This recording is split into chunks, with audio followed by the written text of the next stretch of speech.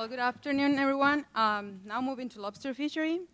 So I want to start my talk by remembering how important is the lobster in our region.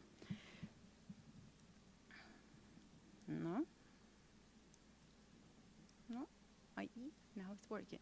So lobster fishery is the most valuable resource in the region. It's worth $20 million in Florida, in Bahamas, 70 million, and around the Caribbean, $1 billion.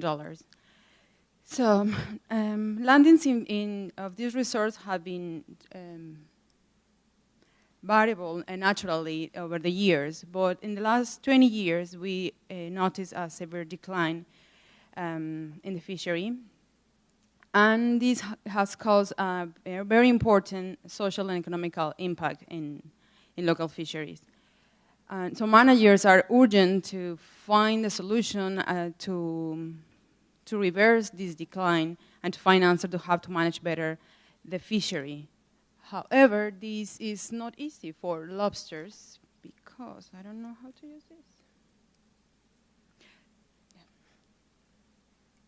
Because there's two facts about lobsters that complicate this to find answers. So they have a very wide distribution range. They occur from North Carolina to Brazil. And also the life cycle is very complex. They have very well adapted to the oceanic life larvae, that's a transparent and flat larvae, and a swimming postlarvae. So where the lobsters come from?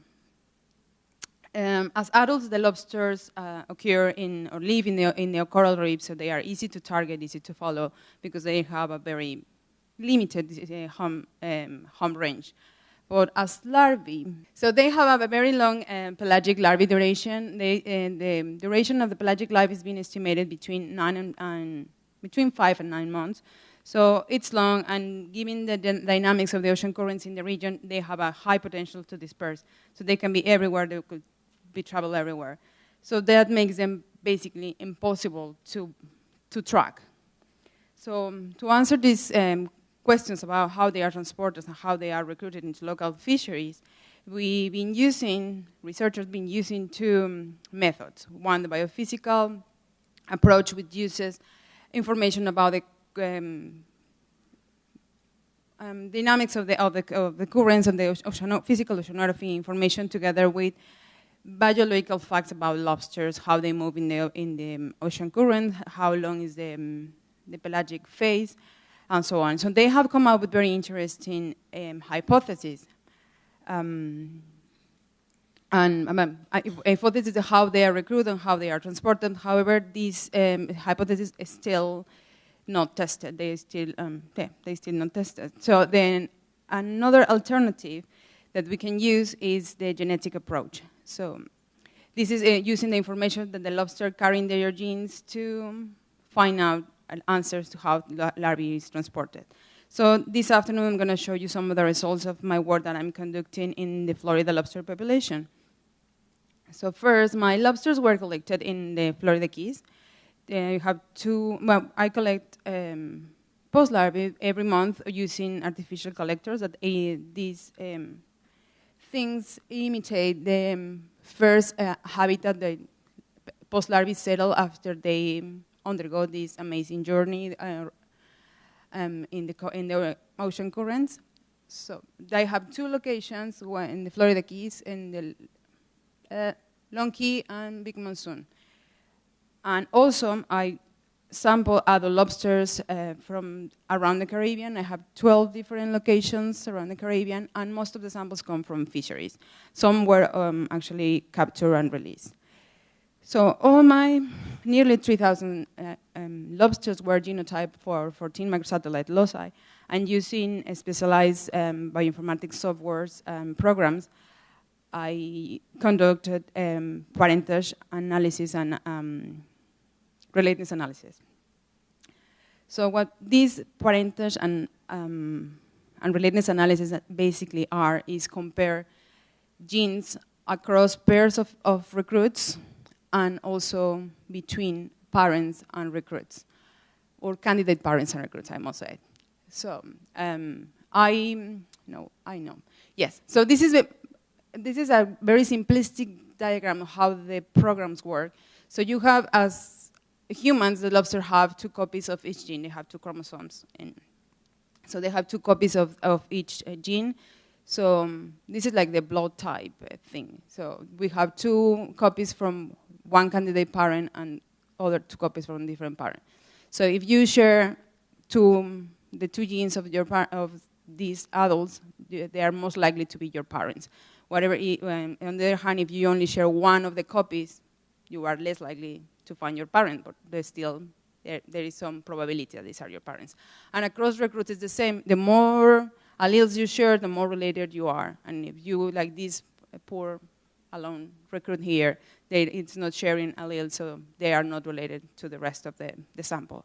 So our simulations that we conducted show that the threshold to be highly related or not is 0.4 in the index of relatedness. So basically, the more you share, the more related you are. So when I conduct this to my 2,000 recruits, I found that there is a lot of highly related recruits arriving to the Florida Keys, which is very impressive. So it's about 70% of my sample that they are related to at least one other. And in this graph, I am showing the frequency of related to another one. So I found almost over 400 postlarvae related to at least 1 or 2 or 4 and so on. And these are basically singletons, but there are some larvae that during the time of the study, which are 3 years, they were related to more than 1 individual, even up to 43 times during this time. So what I was more important, what I was more interested to look at is in the small time scale. So I look every month how many recruits are related, how many recruits, highly related recruits are arriving together. So I found 222 recruits involved in a highly related relationship. So it could be only a pair, or it could be up to, I think it was 8 of 10 recruits that were highly related within each month. So this is strongly suggesting that the larvae, after a spawning event, they are moving as a cohort during their larval phase and until they settle into coastal and protected areas where we sample them. So whether they stay together because they are born, they were spawned in close by, geographically close by, we didn't know that. So then we explore, we look at the parents or the candidate parents or sources, and yeah, voila, yeah, most of them were from Florida Keys. But we also have postlarvae that arrive from remote populations such as Belize, Dominican Republic, and Virgin Islands. And we only could assign, out of these 10% of my sample, we could only assign parentage for 41 postlarvae. We only have 900 potential or candidate parents. So, of course, we are not going to find the most related lobsters for all of them. But I think these numbers are saying something. In a large soup of larvae that it's outside, that we could find highly related, arriving together, and they are from the Florida Keys, makes sense. So probably this is indicating that these 3 regions are or parental populations are the key sources of larvae. So why don't we look at the whole set, not only the highly related? So we compare all the 2,000 recruits with the almost 900 adults. So yes, we all region share the resource. We have larvae arriving from all the 12 different locations that we sample, but the pattern is similar to when we look at the small scale. We have more larvae or recruits arriving from Florida. It's the first evidence of self-recruitment. We also have a high proportion of larvae arriving from Belize and Dominican Republic. So this is saying that we are learning 3 important things here. Larvae, we are showing the first evidence of self-recruitment that some models have pointed out. Okay. Yeah, there's evidence of self-recruitment in Florida that it was just suggesting by using biophysical approaches. We also are providing the first scheme of key source populations of Florida to Florida Keys of Spiny lobster. and the mechanisms that larvae could be traveling in the ocean currents. They are concentrating during their pelagic phases. But most important for me now at this point is like how, if we break down our genetic analysis into small scales, we can actually find answers for managers that, and to make informed decisions about sustainability of our fisheries. And that is because up to now, the traditional genetic analysis have just like a snapshot of what is happening in the region and like the big picture.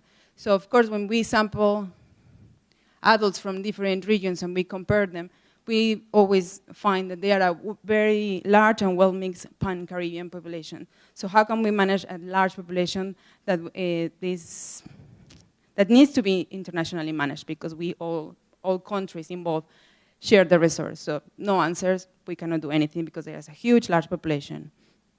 However, if we look at this a small temporal spatial scale, yes, we can find answers. Yeah, we can at least find, follow the lead, like probably Belize, Dominican Republic, and Florida are replenishing each generation of lobsters locally.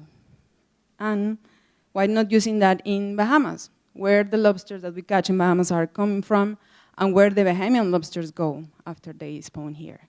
So with that, I'm just going to finish my talk and I am happy to answer questions if I can.